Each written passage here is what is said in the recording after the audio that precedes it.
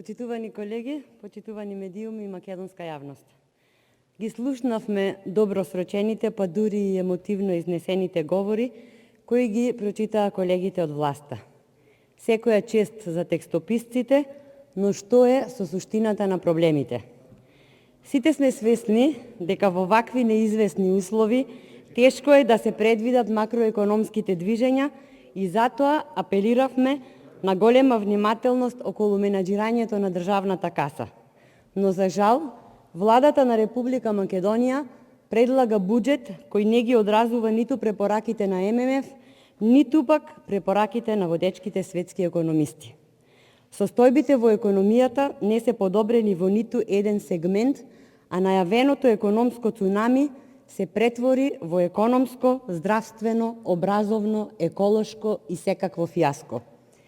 Неспособноста за менаџирањето со државниот буџет е очигледна како за Европската Унија, така и за Светската банка, но најмногу за граѓаните. Денес стоиме пред најважниот момент во економската политика на секоја земја, а тоа е моментот на донесување на буџетот. А што имаме враце? Враце го имаме најголемиот буџет во историјата на Република Македонија од 4,2 милиарди евра, а сепак и буџет кој не представува ништо друго, освен огледало на расипничката власт, која наместо да се раководи од потребите на граѓаните, предлага буџет на кој му недостасува храброст, а уште повеќе визија за тоа како понатаму. Клучното прашање е дали сакате да ги решавате проблемите или ќе ја зариете главата во песок и ќе чекаме во изолација се додека не се разбудиме во сиромаштија и целосен очај. Со овој предлог буџет ќе бидеме се посиромашни и во се поголеми долгови. До преоптимистички и преамбициозно проектираната стапка на раст од 4,1% и вкупни приходи од 3,45 милиарди евра ќе дојдеме со нови задолжувања. Затоа што наместо заштита на виталните национални интереси и виталните потреби на народот, власта се свела на заштита на виталните вработувања, за кои издвоила плюс 156 милиони 944 илјади денари, за виталните автомобили, кои буџетот ќе го чинат плюс 97 милиони 195 илјади денари и уште фантастични 360 милиони 993 илјади денари за виталните патни и дневни расходи, кои патем се имуни на секаков вид пандемии. Македонската економија го живее својот најмрачен период, затоа што освен младите, земјата ја избегнуваат и странските инвеститори и капиталот. Додека ја замајувате јавноста, сурова реалност е дека во Република Македонија, освен ковид пандемијата, владее и кеш коруптивна епидемија. Затоа, над 500.000 граѓани живеат на прагот на сиромаштија. Над 50.000 граѓани останаа без работа. Огромен број од младите се невработени и размислуваат да си заминат затоа што не ја гледаат иднината тука. Докторите, информатичарите, инженерите, кои ќе немаше потреба да бараат работа во странство, веќе заминаа. А младите кои останаа, нема каде да аплицираат за работа и затоа воопшто не треба да се чудиме зошто квалитетните кадри заминуваат надвор од државата, а овој несопирлив тренд е многу опасен за ионака клинички веќе мртвата економија на Македонија.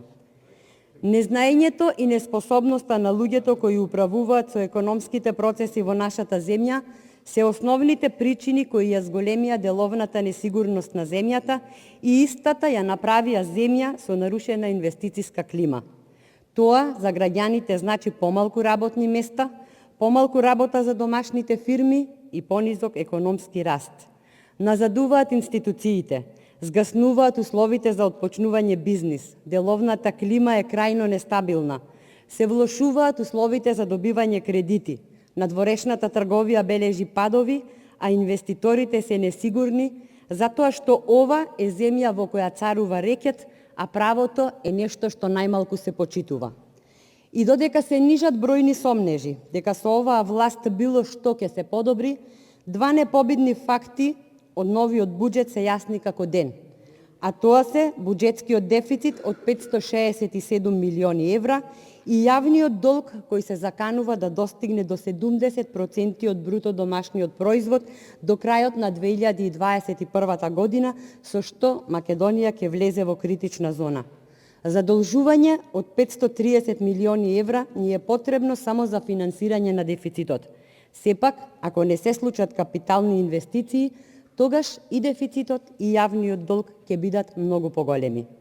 А катастрофалната и загрижувачка досегашна нереализација на капиталните инвестиции јасно говори за фактот дека не само што не знаете да привлечете инвеститори, туку ги угушивте и домашните компании и бизниси. Во држава која собира пари од бизнисите и ги наменува за обезбедување на гласови за следните избори, никогаш не може да се очекува напредок. Тоа ви ја побива новата финансиска пресметка која сте ја базирале на предпоставките дека капиталните инвестиции би изнесувале околу 380 милиони евра. Всушност, буџетските средства им припаѓаат на граѓаните, а власта не смее да биде ништо друго, освен сервис кој е должен со тие средства да располага во најдобар интерес на сите. Власта, која не го познава овој факт, има елементарно непознавање на политичките и економските процеси. Се уште ли сте уверени во вашата блескавост, исто како што сте уверени дека сидрото ќе ве повлече напред? Се додека повеќе мислите на администрацијата и партијата, а помалку на бизнисот, ќе имаме проблеми. Тоа мора да се смени, затоа што вака веќе ниту може, ниту смее. Иако светските епидемиолози и економски аналитичари постојано повторуваат дека мораме да научиме да живееме со вирусот и дека тоа е некоја нова светска реалност, нашата влада, како да не ја интересира тоа и не правејќи ништо, застанала и чека да се разбудиме во нов некој свет каде што пандемијата ќе остане само во учебниците по историја, кои и онака сте наумиле да ги укинете, за да не се сеќаваме на ништо. Срамно. Почитувани, предолг е правиот пат кој парите мора да го изодат за да стигнат до граѓаните. Ве уверувам дека колку и да се сликате и по команда да се смешкате пред камери, колку и да ги ставате рацете на срце, нема да ја прикриете реалноста која е токму низ македонските градови и низ болничките ходници. Таму е единствениот раст во оваа земја, а тоа е растот на починати граѓани, растот на иселени граѓани и растот на долговите. Падовите во сите економски параметри се одразија и на странските директни инвестиции, каде што останавме зад сите земји во регионот. Додека светот бара странски директни инвестиции и создава услови за привлекување на истите, нашата влада ги намалува ставките за нив за цели 563 милиони денари, како и ставките за економска промоција на земјата. Граѓаните се уште го очекуваат ветениот чист воздух, кој за жал нема да го дишат ниту оваа зима, затоа што 21 милион денари помалку се предвидени за аерозагадувањето, а амандманите за животна средина ни ги одбивавте. Години изминаа како го очекуваме инвестицискиот бум, кој на општините требаше да им обезбеди економска одржливост и да создаде услови за стопирање на миграциите на млади луѓе.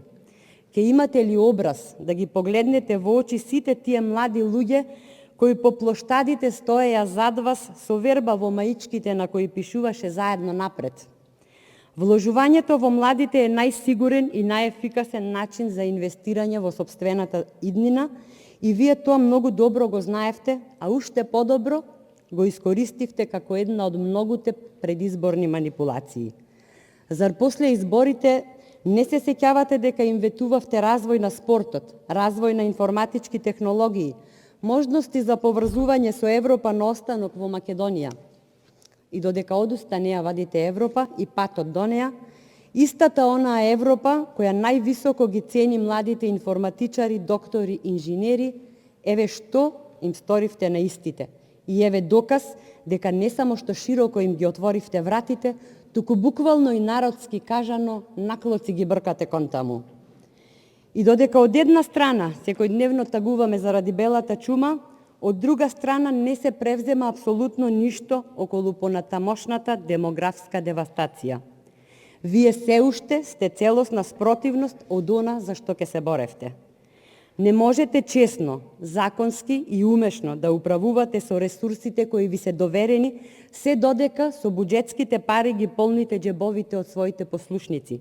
Се додека во бизнисите ги вовлекувате своите браќа, венчани, невенчани, сопружници, блиски и далечни роднини.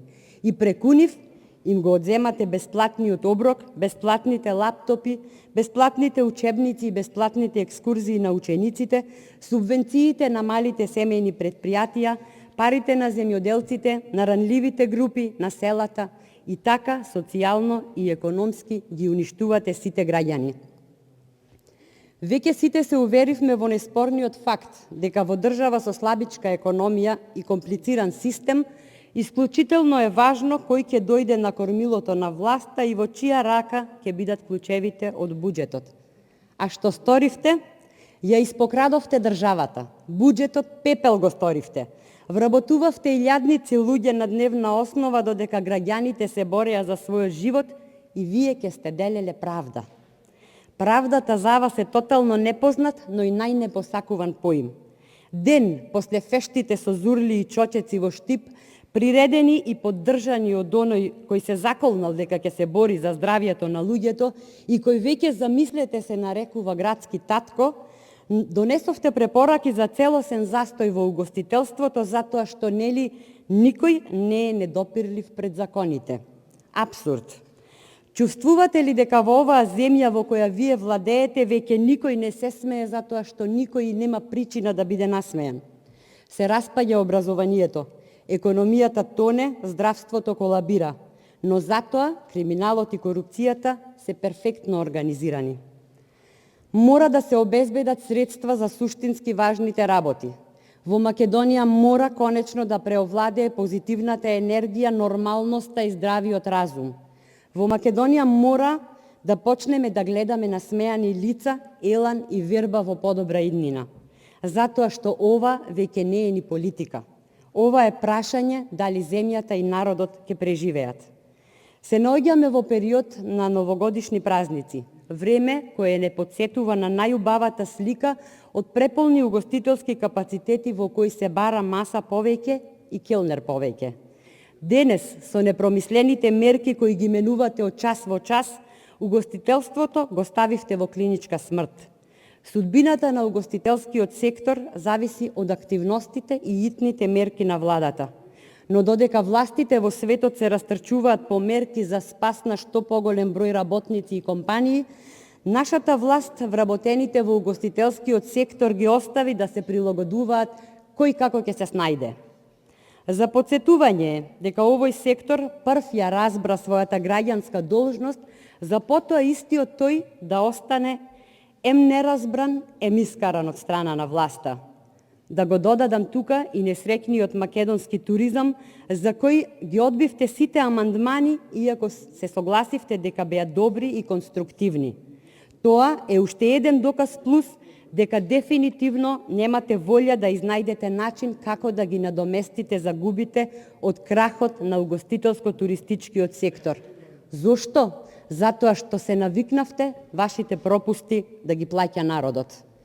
Нудејќи го планот за живот, вие бевте најголемите гласноговорници за грижата за средната класа, спротивставувањето на нееднаквоста, како и борбата за поправедно општество.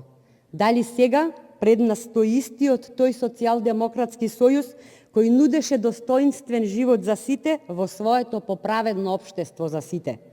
Безидејноста не може да вроди со плод. Неспособноста не создава реформи. Отсуството на концепт и стабилни политики резултира со загрозувачки индикатори, отсуство на капитални инвестиции, тонење на индустријата, што како краен резултат се угушени бизниси и компании, поделен, сиромашен и гладен народ. Не и се, само власта нека ни биде здрава, сита и весела. Сепак, ја работи најодговорната работа, ни ја крои судбината. А граѓаните секако се навикнаа на долгогодишна диета.